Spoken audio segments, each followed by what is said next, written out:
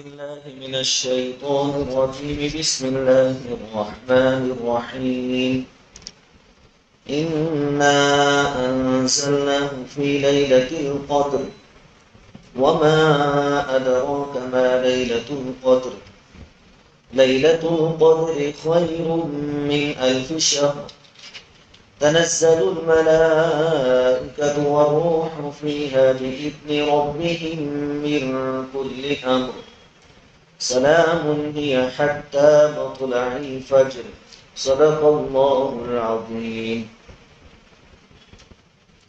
یہ سورۃ قدر ہے. یہ سورت بھی مکی ہے، مکۃ المکرمہ میں نازل ہوئی. صرف 5 آیتیں ہیں لیکن بہت جامع سورت ہے. اس سورت کا ترجمہ پہلے ہم سن لیتے ہیں.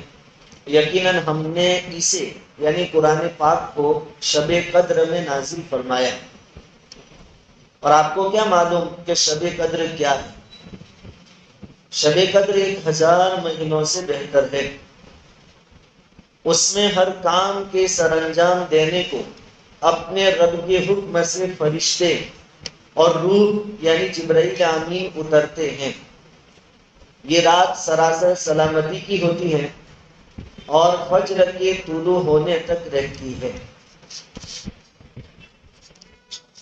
سورہ قدر میں لیلۃ القدر کا بیان ہے، جس کو ہم شب قدر کہتے ہیں. اس سے پہلے ہم نے سورہ فیل جو پڑھی تھی، اس میں اللہ رب العزت نے ایک بات یہ بیان فرمائی تھی، لقد خلقنا الانسان فی احسن تقویم. ہم نے انسان کو بہترین ڈھانچے میں پیدا کیا ہے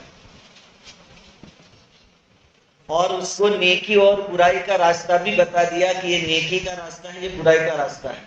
فَأَلْهَمَهَا فُجُورَهَا وَتَقْوَاهَا، دونوں چیزیں بتا دی. اب اللہ نے تو اچھے ڈھانچے میں، بہترین ڈھانچے میں پیدا فرمایا. اپنے اس لیول سے اگر آگے بڑھنا چاہے انسان تو اس کو اپنے اندر 2 کمال پیدا کرنے پڑیں گے. 2 کمالات. ایک کمال ہے علمی کمال. اس کا تذکرہ گزشتہ کل سورہ علق میں ہم نے سنا کہ اللہ تعالیٰ نے اس میں اقرا پڑھیے، پڑھنے کے ذریعے علم حاصل ہوتا ہے. اور قلم کا لفظ اللہ رب العزت نے استعمال کیا فرمایا، تو پڑھنا اور لکھنا اس کے ذریعے انسان علم حاصل کرتا ہے اور علمی ترقی کرتا ہے، علمی کمال پیدا کرتا ہے. تو ایک تذکرہ کل تھا، علمی کمال تھا. آج جو سورت ہے سورہ قدر، اس میں عملی کمال کا تذکرہ ہے کہ انسان اپنے لیول سے آگے بڑھنا چاہے تو اپنے اندر عملی کمال پیدا کرنا چاہیے. عملی کمال پیدا کرنے کے واسطے لمبی زندگی چاہیے. زندگی لمبی ہوگی تو ہی تو اعمال زیادہ ہوں گے اس کے. اس لیے وہ حدیث ہم نے سنی ہے، وہ روایت کہ 2 آدمی ایک ساتھ ایمان میں داخل ہوئے. 2 آدمی حضور صلی اللہ علیہ وسلم کے زمانے میں ایک ساتھ ایمان میں داخل ہوئے. ان میں سے ایک ساتھی کا تھوڑے دنوں کے بعد ہی انتقال ہو گیا اور وہ لڑائی کے میدان میں شہید ہوئے، جہاد میں. اور ایک ساتھی کا انتقال اس کے 1 سال بعد ہوا. ان دونوں کا تذکرہ حضور کے سامنے کیا گیا کہ پہلے جو آئے تھے وہ تو شہید ہوئے اللہ کے راستے. یعنی صحابہ کرام کا ماننا یہ تھا کہ ان کا درجہ، ان کا رتبہ، ویلیو اونچا ہے. حضور صلی اللہ علیہ وسلم نے فرمایا کہ بعد میں جس کا انتقال ہوا اس کو 1 سال ملا. 1 سال میں اس نے نمازیں نہیں پڑھی ہوگی، روزانہ روزے نہیں رکھے، نیکیاں نہیں کی، یعنی ان کو موقع زیادہ ملا اور ان کے اعمال بھی اچھے جو ہے وہ زیادہ ہوئے. تو ممکن ہے کہ پہلے وعدے سے بھی آگے ہو. تو اچھے اعمال اور اعمال کے ذریعے کمال پیدا کرنے کے واسطے آدمی کی زندگی لمبی ہونی چاہیے. لیکن امت محمدیہ کی زندگی اس کی ایوریج نکالی جائے تو 60 یا 70 سال کی ہے، اس سے زیادہ کی نہیں. اس میں تو آپ بچپن کے 15 سال نکال دیں، بڑھاپے کے کچھ سال نکال دیں جس میں انسان اچھی طرح عمل نہیں کر سکتا، تھوڑے سال بیچ میں بچتے ہیں. تو پھر عملی ترقی آخری لیول تک کیسے پہنچے گا؟ اللہ رب العزت کا بڑا انعام ہوا کہ اس کا بندوبست اللہ تعالیٰ نے فرما دیا. کبھی تو تھوڑے وقت کے عمل کے ذریعے ہمیں آگے بڑھانے کے لیے اللہ تعالیٰ نے جمعہ کا دن دیا ہفتے میں، کہ اس دن اعمال کا بھاؤ بڑھ جاتا ہے، نیکیوں کا ثواب بڑھ جاتا ہے. کبھی 15ویں شعبان کی رات ہمیں عطا فرمائی، شب برات جو رمضان سے 15 دن پہلے جاتی، کہ اس میں تم عبادت کر لو تو کئی گنا ثواب تم کو ملے گا. اور کبھی شب قدر جو رمضان کے آخری عشرے میں ہوتی ہے وہ عطا فرمائی، کہ اس میں عمل کر لو تو چاہے تمہاری زندگیاں تھوڑی ہیں لیکن تمہارا ثواب بہت بڑھ جائے. چنانچہ یہ جو سورت نازل ہوئی اس کا بیک گراؤنڈ، پس منظر، سبب نزول یہ بیان کیا گیا ہے کہ نبی کریم صلی اللہ علیہ وسلم نے صحابہ کرام کے سامنے بنی اسرائیل کے ایک آدمی کا تذکرہ کیا کہ بنی اسرائیل میں ایک آدمی تھا جس نے 1000 سالوں تک جہاد کیا.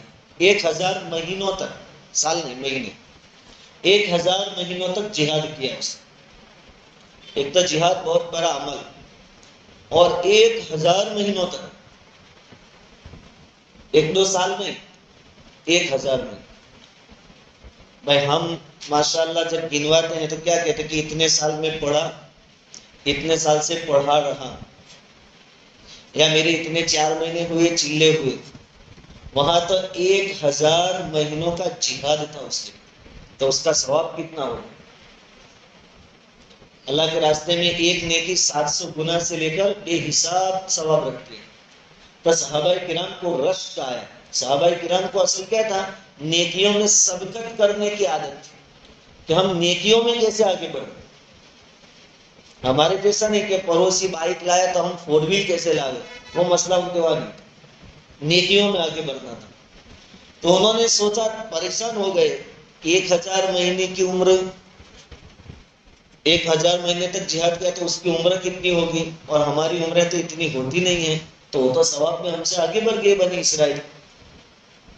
نبی کریم صلی اللہ علیہ وسلم نے جب یہ بات بیان کی ان کو رشک آیا تو فوراً حضرت جبرائیل امین یہ صورت لے کر آئے، وہی نازل ہوئی کہ پریشان ہونے کی ضرورت نہیں ہے امت محمدیہ. یہ امت اگلی تمام امتیوں سے زیادہ ہے فضیلت کے اعتبار سے. تم ایک رات یعنی شب قدر میں عبادت کر لو گے تو یہ خیر من 1000 شہر، 1000 مہینوں کی عبادت سے بڑھ جائے گا. تمہاری ایک رات کی عبادت اگلی امتوں کے 1000 مہینوں کی عبادت سے بڑھ کر. اتنی فضیلت اللہ رب العزت نے ہمیں عطا فرمائی، اس پر اللہ رب العزت کا شکر ادا کرنا چاہیے. دوسری ایک روایت میں اس کے سبب نزول یہ بیان کی گئی کہ نبی کریم صلی اللہ علیہ وسلم نے بنی اسرائیل کے ایک عبادت گزار بندے کی داستان سنائی کہ وہ پوری رات اللہ کی عبادت کرتا تھا اور دن بھر جہاد میں مصروف رہتا تھا. ایسا 1000 مہینے تک چلا، رات بھر عبادت، دن بھر جہاد. پہلے عمریں لمبی ہوتی تھی. نوح علیہ السلام کے بارے میں ہم نے سنا کہ 950 سال تک تو انہوں نے اپنی قوم کو دعوت دی، اس کے بعد بھی 150 سال تک زندہ رہے نوح علیہ السلام. اور یہ تو دعوت کے زمانے سے، ان کا بچپنا نے وہ سب پینے تو کہاں پہنچے گے. تو حضور نے کہا کہ ایک بزرگ تھے بنی اسرائیل میں، رات بھر تہجد میں اور اللہ کی عبادت میں گزارتے تھے اور دن بھر جہاد کرتے تھے. 1000 مہینوں تک ان کی عبادت رہی. تو صحابہ کرام کو رشک آیا کہ ہم کیسے پہنچ سکتے ہیں اتنی نیکیوں تک، ان کے درجے تک. تو اللہ رب العزت نے جبرائیل امین کو یہ صورت لے کر بھیجا کہ آپ جائیے اور امت سے کہیے کہ بھلے آپ کی عمریں 60 یا 70 سال کی ہے، ایوریج بہت کم ہے، لیکن تمہاری فضیلت اگلی تمام امتوں سے بڑھ کر ہے. تمہاری ایک رات کی عبادت یعنی شب قدر کی عبادت 1000 مہینوں کی عبادت سے بڑھ کر. اس کے بعد پہلی جو آیت ہے اللہ رب العزت فرماتے ہیں انا انزلناہ فی لیلۃ القدر، ہم نے اس کو اتارا، یعنی کس کو اتارا؟ قرآن کو اتارا لیلۃ القدر میں. لیلۃ القدر کون سی رات ہے اس کے بارے میں 40 قول ہے علماء کرام، 40. لیکن ایک بات تو طے ہے کہ اللہ تعالیٰ فرماتے کہ اس رات میں ہم نے قرآن اتارا، اور سورہ بقرہ پارہ نمبر 2 میں اللہ تعالیٰ نے ایک دم صاف الفاظ میں فرما دیا شہر رمضان الذی انزل فیہ القرآن، رمضان کے مہینے میں قرآن اترا، یعنی وہ رات رمضان کے مہینے میں ہے، یہ فائنل ہو گیا کہ اس رات میں قرآن اترا، اور اللہ تعالیٰ نے بتا دیا کہ قرآن رمضان میں اترا، تو وہ رات ہے رمضان۔ اب رمضان کی کون سی رات، اس کے بارے میں پھر الگ الگ اقوال۔ ان تمام اقوال میں 40 اقوال میں زیادہ تر رجحان علماء کرام کا یہ ہے، اور حدیث سے بھی ثابت ہے، بخاری میں حضرت عائشہ رضی اللہ تعالیٰ عنہ کی روایت ہے کہ حضور صلی اللہ علیہ وسلم نے فرمایا کہ شب قدر کو رمضان کے آخری عشرے کی طاق راتوں میں تلاش کرو۔ طاق رات یعنی ایک ہی سنکھیا، 21ویں رات، 23ویں رات، 25ویں رات، 27ویں رات اور 29ویں، صرف 5 راتیں ہمیں اہتمام سے عبادت کر لینا ہے۔ ویسے پوری رمضان کی تمام راتوں میں عبادت کریں، اور آخری عشرے کی ہر رات میں عبادت کریں۔ حضور کے بارے میں تو آتا ہے کہ جب آخری عشرہ داخل ہوتا تو شد المیزر، اپنا تہبند برابر باندھ لیتے، یہ کنایا ہے اس بات سے کہ آرام چھوڑ دیتے، اور اپنے گھر والوں کو بھی جگاتے، ہر رات عبادت۔ لیکن ہم لوگ کمزور، کم سے کم 5 راتیں اہتمام کر لی عبادت۔ ہم نے کیا کیا، صرف 27ویں رات کو شب قدر مان کر باقی راتوں کی عبادتوں کو ختم کر دیا۔ آخری عشرے کی ہر طاق رات کے اندر، کیونکہ شب قدر ہر سال بدلتی ہے، وہ فکس نہیں ہے۔ اکثر علماء کرام کا قول یہ ہے، جمہور علماء جن کو کہتے ہیں ان کا یہ ماننا ہے کہ وہ ہر سال بدلتی ہے۔ کوئی سال 21ویں رات ہو، کوئی سال 23ویں ہو، کوئی سال 25ویں ہو، کوئی سال 27ویں ہو۔ 27 پر رجحان زیادہ ہے، لیکن یہ قول بھی ہے کہ بدلتی رہتی۔ اب آج 24واں روزہ، تو رات کون سی آئے گی، 25، تو ممکن ہے آج کی رات بھی شب قدر ہو۔ اس لیے ہمیں مغرب سے ہی لگ جانا چاہیے۔ طاق راتوں میں آخری عشرہ ہے اور طاق رات ہے، اور جتنا ہو سکے شروع میں عبادت کر لیں، کیونکہ پھر تراویح کے بعد آدمی تھک جاتا ہے، پھر وہ سو ہی جاتا ہے، اللہ ماشاء اللہ۔ یا اگر ذکر و اذکار میں لگ بھی گیا تو اتنا نشاط اور چستی اس کے اندر ہوتی نہیں ہے۔ مغرب کی نماز جماعت کے ساتھ پڑھی، سنت موقدہ 2 پڑھی، نفل پڑھ لی، اوابین کی 6 رکعت پڑھ لی۔ مغرب کی سنتوں میں اوابین کی نیت کر لیں تو بھی چل جائے گا، یہ بھی مسئلہ ہے۔ اس کے بعد کچھ قرآن کی تلاوت کر لی، کچھ صدقہ نکال دیا، اللہ سے توبہ استغفار کر لیا، دعا، ہر قسم کی عبادت تھوڑی تھوڑی کر لینا۔ اگر یہ شب قدر ہوئی تو ہر لائن کی عبادت آپ نے 1000 مہینوں سے زیادہ کی تھی اتنا ثواب ملے گا، کہ آپ نے 1000 مہینوں سے زیادہ صدقہ دیا اس کا ثواب، 1000 مہینوں سے زیادہ تلاوت کی اس کا ثواب، بالکل سوچ کر۔ پھر عشاء کی نماز جماعت کے ساتھ، سنتوں کے ساتھ، نوافل کے ساتھ، اور تراویح، وتر کی نماز، اور سحری کے وقت جتنی ہو سکے تہجد کی نماز، سحری کے وقت استغفار، اس طریقے سے اس رات کو وصول کرنا چاہیے۔ آج کوشش کیجیے گا انشاءاللہ۔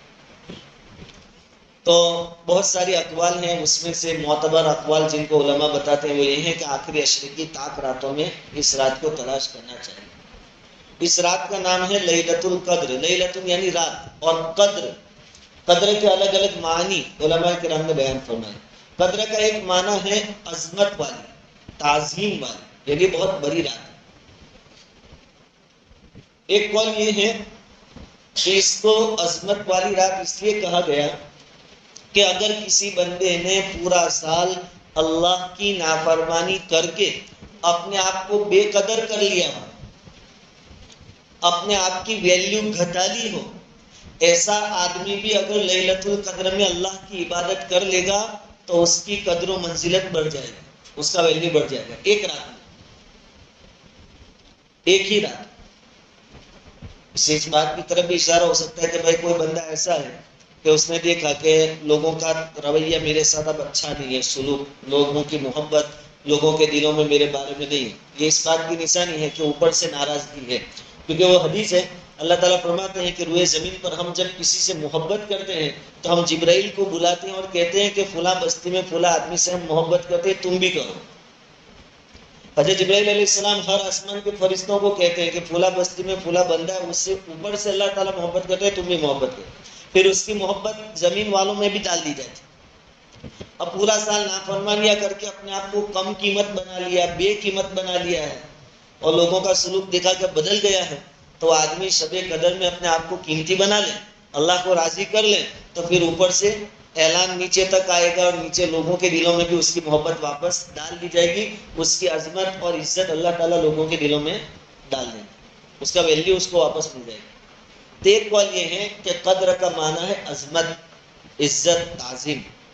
ایک قول یہ ہے کہ قدر کا معنی ہے تقدیر، یعنی اس رات کے اندر بندوں کی تقدیر کے جو فیصلے اللہ رب العزت نے دنیا کے پیدا کرنے سے پہلے فرما دیے۔ اللہ تعالیٰ نے سب سے پہلے قلم پیدا فرمایا، سب سے پہلے، اور قلم کو حکم دیا کہ لکھ۔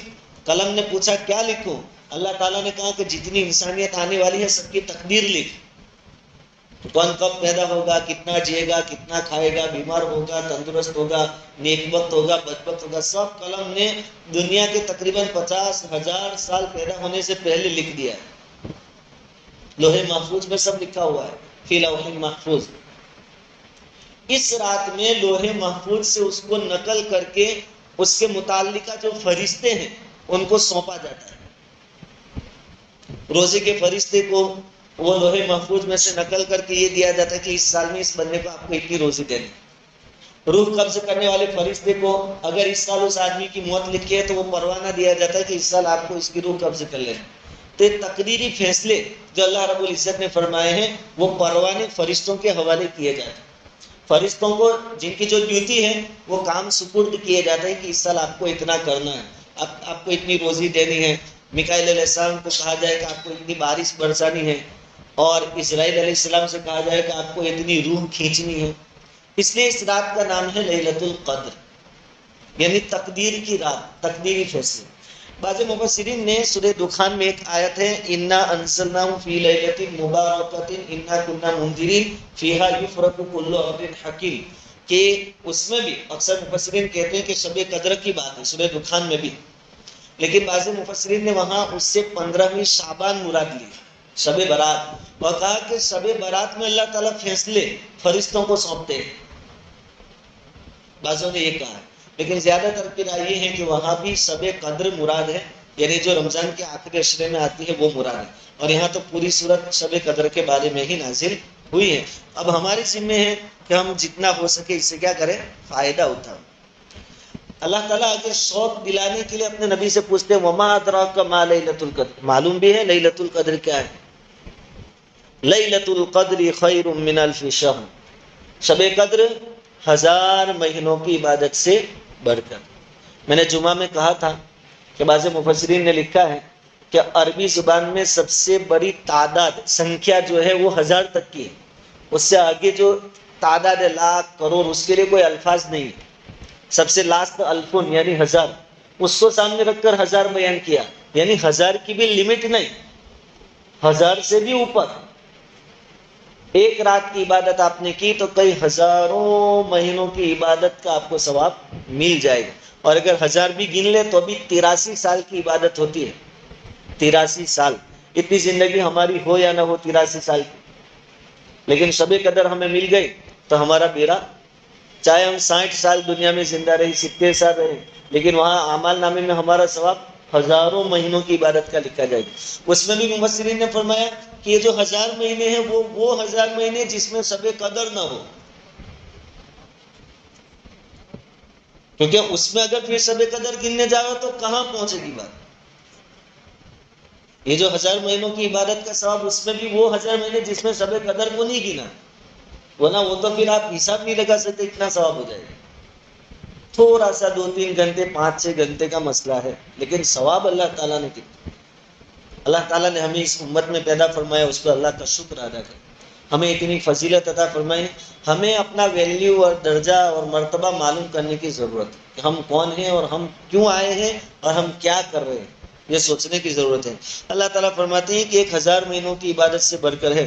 تنزل الملائکۃ، اس رات میں آسمان سے فرشتے اترتے ہیں۔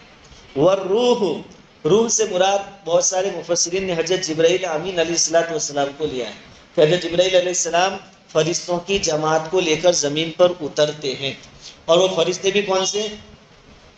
وہ فرشتے جو سدرۃ المنتہا کے پاس جن کا ٹھکانہ ہے، سدرۃ المنتہا کہ جس سے آگے کوئی نہیں جا سکتا، حضور تشریف لے گئے تھے، کوئی اور نہیں لے جا سکتا، وہ فرشتے، یعنی وہ فرشتے پہلی بار آتے ہیں زمین پر،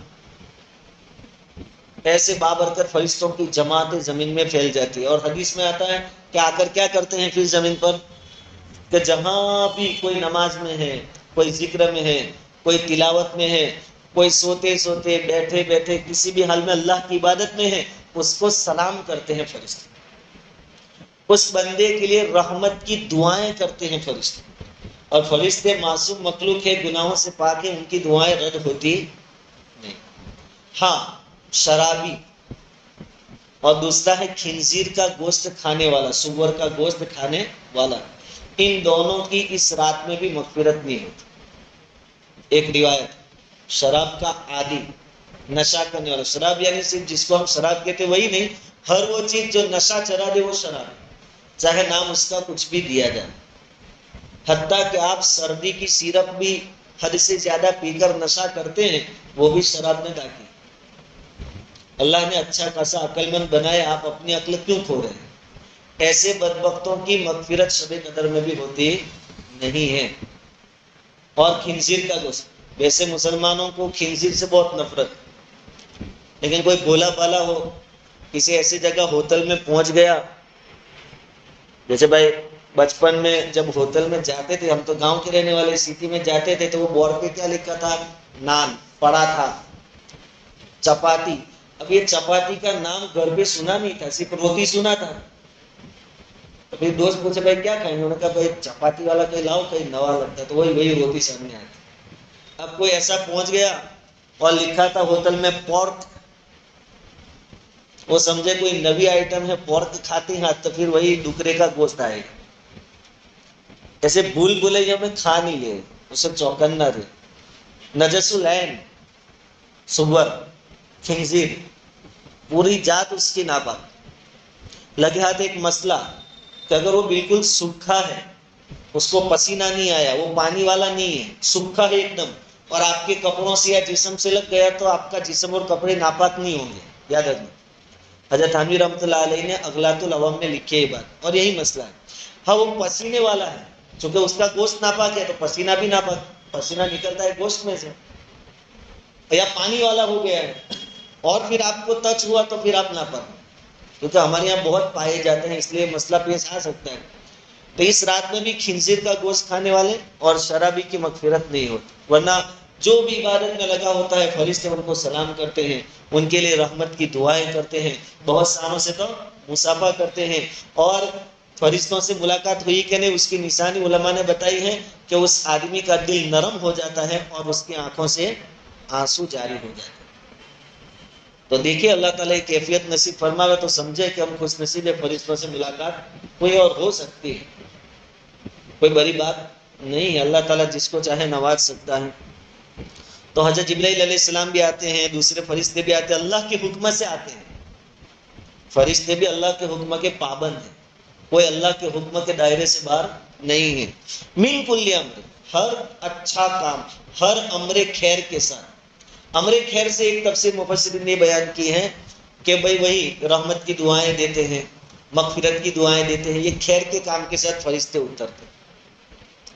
آگے ہے سلام، یعنی رات پوری کی پوری سلامتی والی ہے، مغرب سے لے کر صبح صادق تک، ہی حتی مطلع الفجر، یعنی ایسا نہیں جیسے جمعہ میں ایک گھڑی ایسی ہے جس میں دعائیں قبول ہوتی ہیں، پورا دن اور پوری رات نہیں، لیکن یہاں تو پوری رات اور پوری رات، ایسا نہیں کہ بیچ والا حصہ، آخری حصہ، ایسا نہیں، پوری رات، مغرب سے لے کر صبح صادق طلوع ہونے تک پوری رات یہ فضیلتیں آپ کو ملے گی۔ آپ شروع حصے میں عبادت کریں تو بھی مل جائے گی، بیچ میں کریں تو بھی فضیلت حاصل، اور آخری حصے میں کریں تو بھی فضیلتیں آپ کو حاصل ہو ہی جائے گی، اس لیے جتنا ہو سکے وصول کریں۔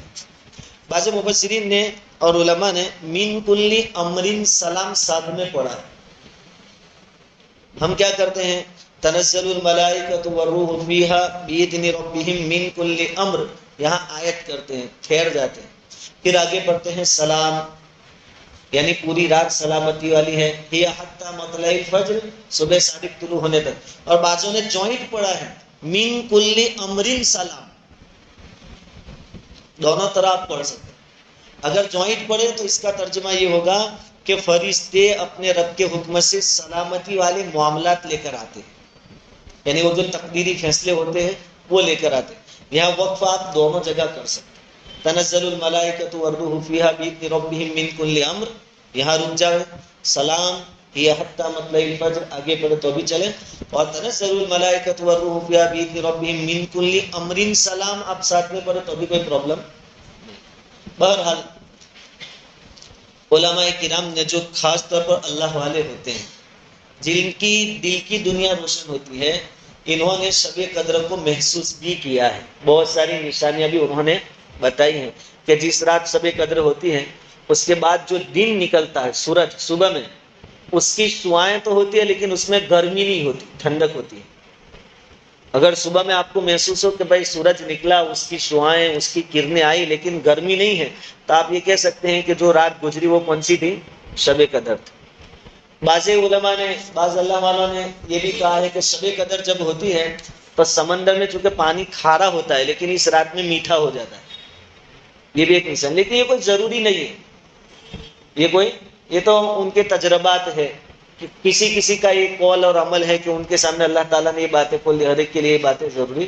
بہرحال خلاصے کہ بہت قیمتی رات، زندگی بھر کے گناہ معاف کروانے کے لیے ایک رات کافی ہے. ہزاروں مہینوں کی عبادت اگر آپ کرنا چاہتے ہیں، ثواب حاصل کرنا، تو ایک رات بالکل شارٹ کٹ اللہ تعالیٰ نے آپ کو دے دیا. آج 25ویں رات ہے، عبادت کا اہتمام کیجیے. صدقہ کریے تو صدقے کی لائن کا ثواب ہو جائے، تلاوت ہو تلاوت کی لائن کا، نماز ہو نماز کی لائن کا، تہجد ہو نوافل کی لائن کا، جتنی لائن کے آپ عبادت کر سکتے آج کر لیں. اور 27 اور 29ویں رات کو بھی کریں. صرف اکیلی 27 رات کو شب قدر سمجھ کر غفلت میں نہ رہیں. اللہ رب العزت کئی سنی باتوں پر عمل کی توفیق عطا فرمائے.